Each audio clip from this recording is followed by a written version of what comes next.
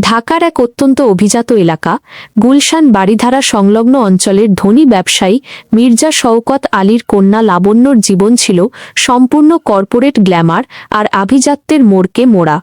লাবণ্যর বয়স ২২, সে নামিদামি বিশ্ববিদ্যালয় ফাইন আর্টসের ছাত্রী। তার চলাফেরা, পোশাক আশাক, বন্ধুদের বৃত্ত সবকিছুই ছিল সমাজের উচ্চবিত্তের প্রতীক।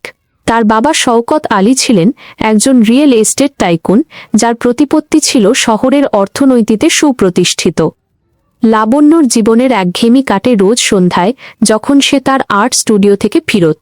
তাদের বিলাসবহুল অ্যাপার্টমেন্ট বিল্ডিংয়ের ঠিক উল্টো দিকের ফুটপাতে একটি সাধারণ কিন্তু পরিচ্ছন্ন ফুড কার্ট দাঁড়াত। সেই ফুডকার্ট থেকে আইসক্রিম, কুলফি এবং ফলের স্মুদি বিক্রি করত এক যুবক, নাম তার রতন। রতনের বয়স ২৫, চেহারায় কোনো আভিজাত্য নেই, পরনে সাধারণ টি শার্ট, কিন্তু তার চোখ ছিল অসম্ভব সরল আর হাসি ছিল নির্মল।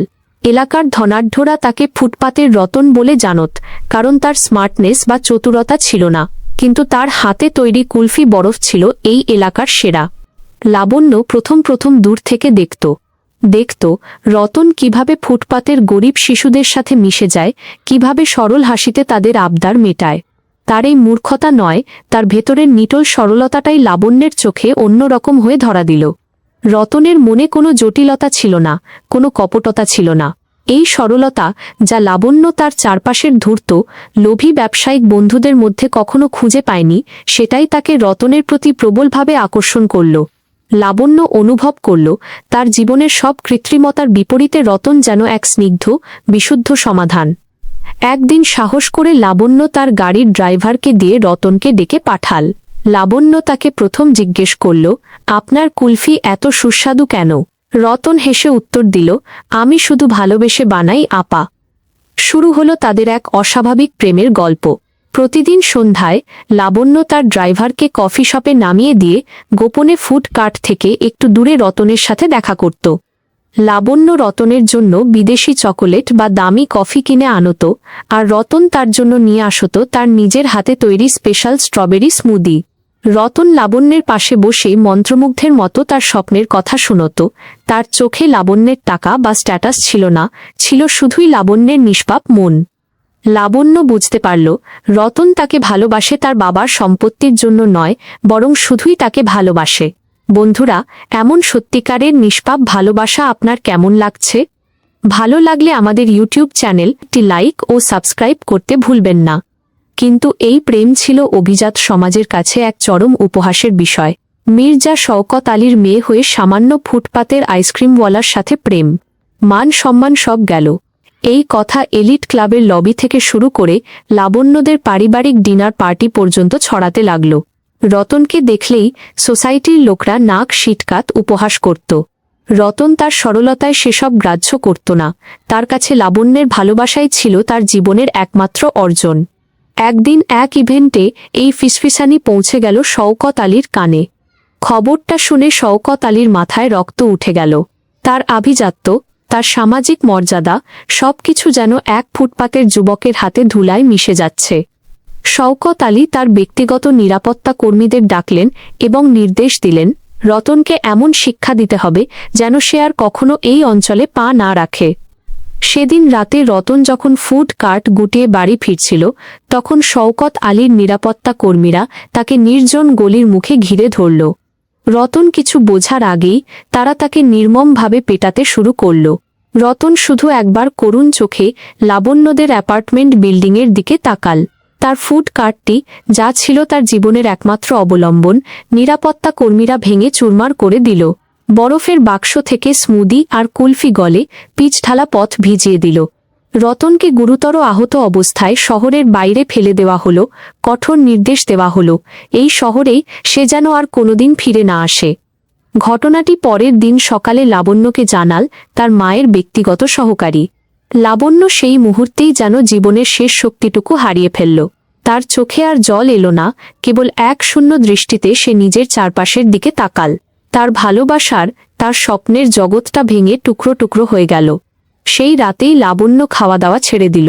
সে কেবলই রতনের নাম জপ করতে শুরু করল, আর তার কানে কেবল ফুড কার্টের ক্যাশ বাক্সের টং শব্দ শুনতে পেত। সে তার দামি ব্র্যান্ডেড পোশাক, পারফিউম সব ছুঁড়ে ফেলে দিল। তার মন কেবল সেই ফুটপাতের যুবকের জন্য কাঁদতে শুরু করল। লাবণ্যর পাগলামি দিন দিন বাড়তে থাকল। সে আর স্বাভাবিক মানুষের মতো আচরণ করত না। সে কেবলই ফুডকার্ট খুঁজতে বের হতো। সে তার বাবার ল্যাম্বরগিনি থেকে নেমে ব্যস্ত সড়কে হাঁটত আর চিৎকার করে রতনকে ডাকত। সে ভাবত রতন হয়তো কোনো এক মোড়ে তার জন্য কুলফি বরফের কাঠ নিয়ে অপেক্ষা করছে। দর্শক, ভালোবাসা হারানোর এই মর্মান্তিক পরিণতি আপনাকে কাঁদালো কি? আমাদের এই আবেগঘন গল্পটির পরবর্তী অংশ জানতে আমাদের চ্যানেল অবশ্যই সাবস্ক্রাইব করুন এবং বেল আইকনটি বাজিয়ে দিন।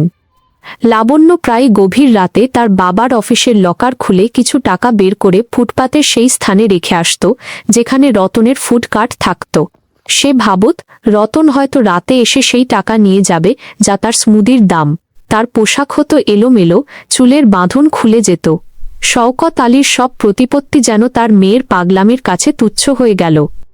শওকত আলী তার সব ক্ষমতা ব্যবহার করলেন, দেশের সেরা নিউরোসাইকিয়াট্রিস্টদের দিয়ে চিকিৎসা করালেন, কিন্তু লাবণ্যর কোনো উন্নতি হল না। তার পাগলামি এতটাই চরম সীমায় পৌঁছে গেল যে সে নিজের ঘর বাড়ি চিনতে পারত না। একদিন সে তার মায়ের দামি ডায়মন্ডের নেকলেসটি একটি সাধারণ পথশিশুর গলায় পরিয়ে দিল আর বলতে লাগল, এইগুলো রতনের স্মুদির দাম। অবশেষে সমাজের চাপ এবং মেয়ের মানসিক অবস্থার দ্রুত অবনতির কারণে শওকত আলী বাধ্য হলেন এক কঠিন সিদ্ধান্ত নিতে। লাবণ্যকে পাবনা মানসিক হাসপাতালে ভর্তি করা হল। পাবনা মানসিক হাসপাতালের উঁচু প্রাচীরের আড়ালে লাবণ্যের জীবনের সবটুকু আলো নিভে গেল। হাসপাতালের করিডোরে সে কেবলই পাগলের মতো ঘুরে বেড়াত, আর তার হাতে থাকত একটি ভাঙা ধাতব অংশ যা ছিল রতনের ফুড কার্টের একটি টুকরো। সে ওটিকে পরম যত্নে নিজের ভালোবাসার শেষ স্মৃতি হিসেবে ধরে রাখত। মাঝে মাঝে সে নার্সদের কাছে আবদার করত, আমাকে একটা স্ট্রবেরি স্মুদি এনে দাও না, রতন আসবে, দামটা দিয়ে দেব, ও সবচেয়ে ভালো কুলফি বানায়। শওকত আলী প্রতি মাসে একবার মেয়ের সাথে দেখা করতে আসতেন। মেয়ের করুণ ফ্যাকাশে চেহারা দেখে তিনি নীরবে চোখের জল ফেলতেন।